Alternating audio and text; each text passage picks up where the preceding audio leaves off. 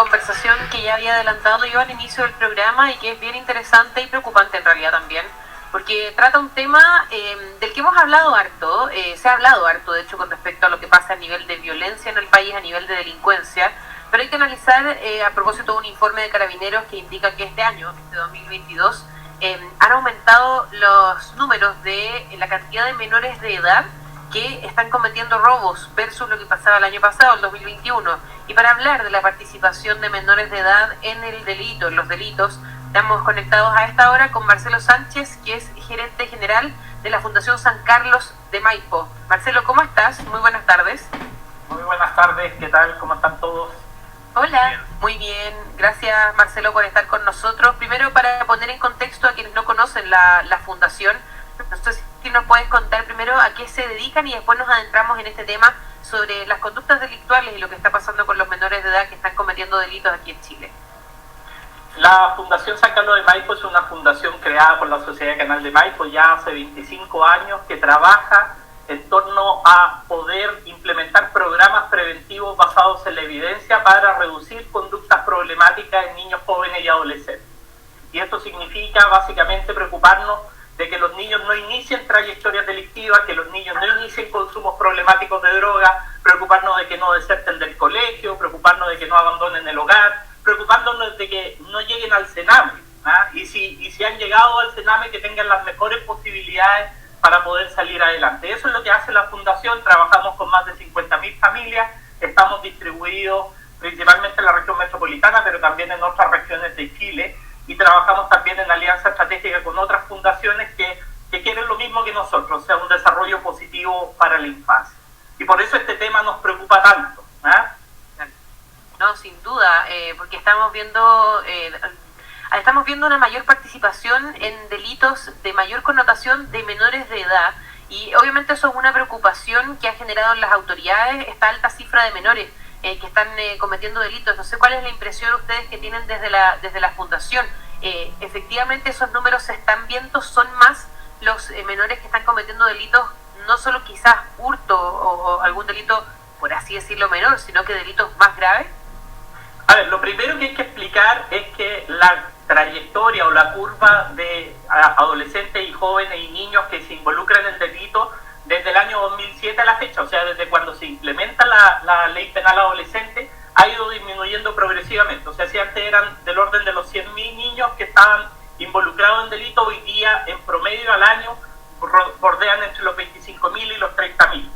Sin embargo, hay un 17% de niños que explican el 50% de los delitos. Y cuando tú abres esa cifra, cuando tú ves esos delitos en que participa este grupo refractario, que son multireincidentes, tú empiezas a detectar trayectorias cada vez más violentas.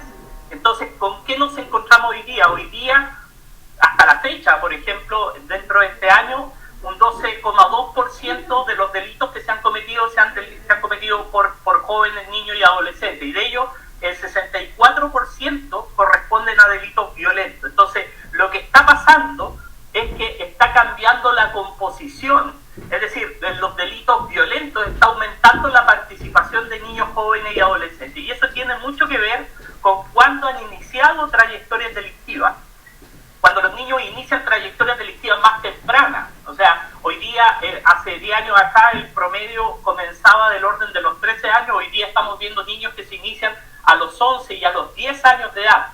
Y eso llama la atención porque básicamente hay otros factores de riesgo que han ido apareciendo, como por ejemplo el consumo problemático de drogas, que explica el 30% de los delitos y está presente en el 50% de los delitos, principalmente de aquellos que son más violentos. Estamos conversando con Marcelo Sánchez, gerente general de la Fundación San Carlos de Maipo. Marcelo, déjame hacerte una pregunta que tiene que ver con una cuestión cultural que estamos viendo en el último tiempo, a través de la música, a través de los videojuegos y a través de las series de televisión también, que tiene que ver con la narcocultura, y no solamente la narcocultura, sino que con el hecho de que mientras más tiene uno, mientras las zapatillas son más bonitas, son más caras, etcétera, mejor está posicionado en la vida en general, con sus pares, con sus amigos, con sus parejas, etcétera. Y eso obviamente yo me imagino que debe atentar muchísimo en los más niños, en los más jóvenes, en las más niñas también, porque finalmente son estándares de cultura, de tener, de belleza, etcétera, que están muy alejados de la realidad misma, ¿no? ¿Cómo manejan ustedes y cómo también, cuál es la interpretación o el raciocinio que hacen con respecto a esto? Javier, tú tocaste un punto tangencialmente, pero que es tremendamente relevante. Hablaste de la narcocultura, hablaste del narcotráfico. La verdad es que estos últimos años hemos visto que el nivel de violencia general ha ido aumentando, y ha ido aumentando de la mano del narcotráfico que está ganando terreno. Después del tiempo de pandemia, el narcotráfico, producto de precisamente las complicaciones logísticas que tenían para distribuir la droga, comenzó la disputa territorial. Disputaron en bandas en el territorio. Y esa disputa en bandas usó básicamente como escudo humano a los niños, y comenzó un periodo de reclutamiento importante de niños y jóvenes que empezaron a participar de estas bandas criminales. ¿Y por qué te lo digo? Porque la estrategia que tiene el narcotraficante es reclutar a niños y jóvenes para cooptar a la comunidad, para que las comunidades no ayuden a las policías, a las autoridades. En la medida que ellos tienen capturados a los hijos, a los sobrinos, a los nietos, la misma comunidad se inhibe de poder colaborar. Entonces, la primera herramienta que usa el narcotraficante, que usan las bandas delictivas organizadas, es reclutar a los niños para sus organizaciones criminales. También lo hacen porque de esa forma logran cargar punitivamente a los niños, entendiendo que muchos de los niños, los menores de 14 años, son inimputables, y que el resto, entre 14 y 18 años, van a tener un sistema menos gravoso de penas, porque la naturaleza del sistema penal adolescente es precisamente que las penas vayan a apoyar a la reinserción en el desarrollo de los niños. Por lo tanto, lo que ellos miran es cómo poder trasladar el costo punitivo hacia los niños y los jóvenes, de tal manera de no tenerlo ellos, y por eso les dan tareas mucho más violentas en la comisión de delitos. Entonces, de esa forma, cuando tú, Javier, estás planteando, por ejemplo, lo que hace el narcotráfico, todo este crecimiento que hemos tenido de la actividad delictiva en torno al narcotráfico en los últimos años está golpeando el reclutamiento de niños y jóvenes. ¿Y cómo lo hacen? ¿Cómo seducen a los niños y jóvenes? Precisamente porque van donde están los factores de riesgo: el abandono escolar, el abandono familiar, los niños que se escapan o que salen del sistema de protección. Ellos van y trabajan en torno a crear una cultura de aceptación del narcotráfico. Y por eso que tenemos este tema de la música urbana, por ejemplo, que normaliza el consumo, que promueve el consumo de la tusi, que promueve el consumo de otro tipo de droga, etcétera, porque de esa forma van generando, van proyectando un desarrollo que va vinculado precisamente a la actividad delictiva, y capturan a los niños, los jóvenes y adolescentes que buscan aceptación de los padres, que buscan desarrollar también su identidad. Es parte de la estrategia. De esa misma forma logran reclutar a los niños, primero como sapos, luego como soldados, como guardaespaldas, muchos como zombies, es decir, les dan droga a cambio de su trabajo, y de esa forma los capturan la comunidad y los hacen cometer ilícitos de la naturaleza como la que estamos presenciando en este último tiempo. Qué impactante todo el relato que estás haciendo, Marcelo, y claro, cuando hablas de que los niños tienen tareas más violentas para que ellos no tengan problemas, solo me hace pensar en qué hemos ido fallando como sociedad en general para que los niños sigan siendo parte de algo así, y en especial considerando que nosotros aquí ya hemos analizado otras veces lo que se está tratando de hacer desde el CENAME y todas el nuevo nombre, las instituciones, pero también cada vez que escuchamos historias que son súper impactantes. Entonces, ¿en qué hemos fallado, Marcelo?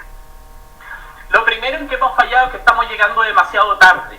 Nosotros tenemos que llegar antes, y para llegar antes tenemos que tener prevención social, tenemos que llegar desde la primera infancia, tenemos que llegar cuando empiezan a aparecer los factores de riesgo, la disponibilidad de droga, el rezago escolar, los problemas parentales, las dificultades que tienen las familias para comunicarse con los niños. Si nosotros no llegamos antes, es muy difícil poder provocar que los niños cambien esas trayectorias delictivas. Y el segundo elemento es que una vez que ya los niños están en trayectorias delictivas, hay que poner esfuerzo en dos de las grandes variables que ayudan al desistimiento delictivo. La primera, la reescolarización de los niños, es decir, que los niños vuelvan al colegio, que cuando los niños tienen tienen más de 18 años puedan ingresar, por ejemplo, a un oficio técnico, que puedan volver a una familia con conductas prosociales, o sea, trabajar con las familias de origen. Muchos de ellos tienen un papá o una mamá que estuvieron presos, o un adulto que estuvo a su cargo que también está preso.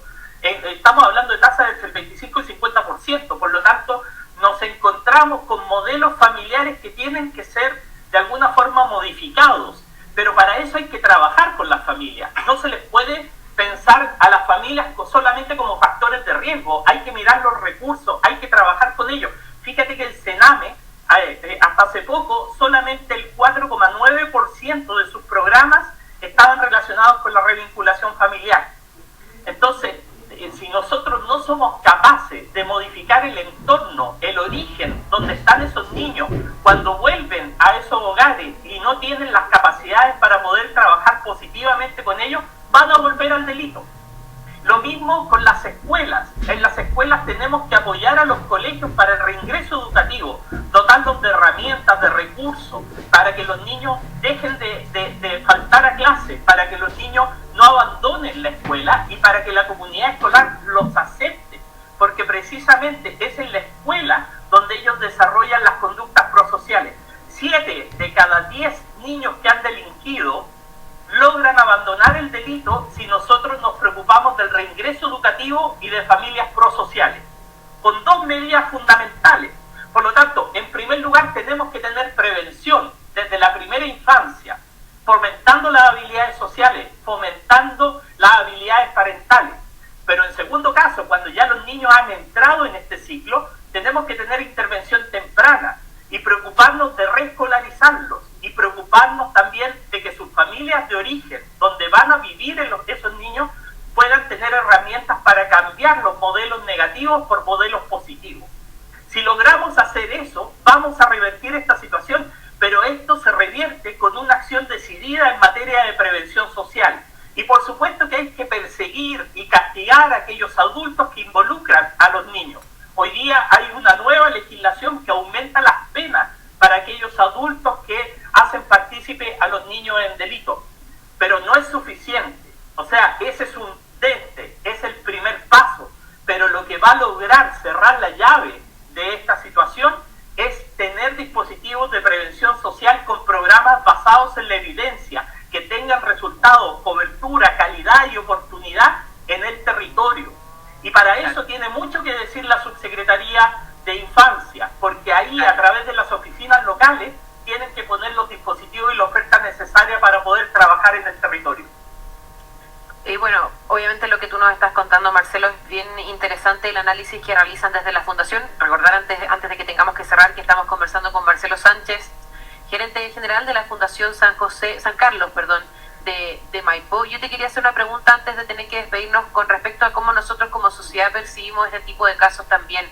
Hemos visto casos icónicos como por ejemplo el del denominado Cizarro.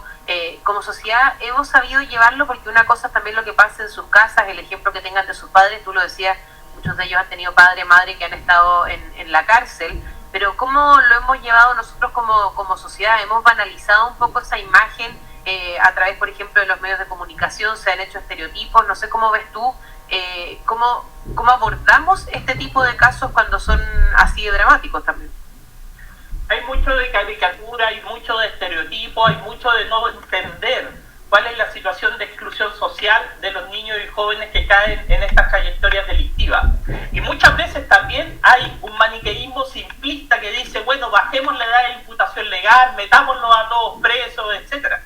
Fíjate que hay evidencia sólida a nivel internacional. Sarah McVie, una investigadora que ha seguido más de 2 décadas a más de 4.000 niños desde la Universidad de Edimburgo, ha demostrado que los niños, mientras más chicos entran en contacto con la justicia, más aumenta la probabilidad que sean delincuentes prolíficos.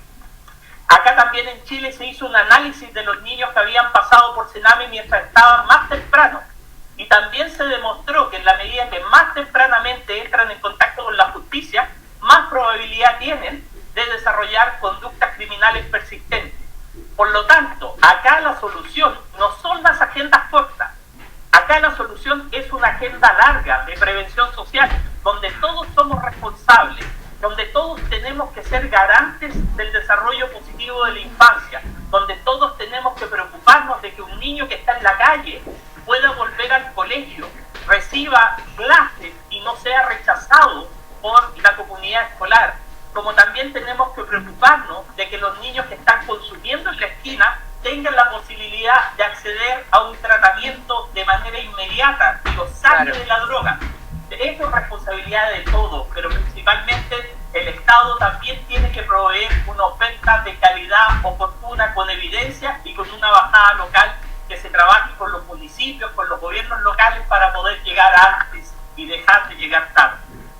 Claro, al final es esa la percepción que tenemos y que tú nos cuentas un poco, que estamos ya llegando tarde a enfrentar este problema, y obviamente valorar también el trabajo que realizan desde la Fundación sobre esto, sobre lo que pasa con los menores de edad, los jóvenes que comienzan a delinquir a muy baja edad, y lo que significa eso para después en sus vidas, cómo podemos enfrentarlo y los programas que ustedes realizan para eso. Así que, Marcelo, darte las gracias obviamente por haber estado con nosotros hablando de este tema, por el trabajo que realizan también en la Fundación San Carlos de Maipo, y obviamente desearles la mejor de las suertes en este trabajo, y seguiremos muy atentos a cómo podemos ir ayudando a enfrentar esta situación, porque es algo que realmente preocupa mucho y a muchas personas, no solamente a las familias de estos menores de edad, sino que a la sociedad en su totalidad nos debería importar y preocupar mucho el cuidado también de estos menores. Así que muchas gracias, Marcelo, por tu tiempo, por haber estado aquí en el Déjate Caer esta tarde en Radio Infinita. Muchas gracias a ustedes, que estén muy bien. Gracias, chao. Chao, chao.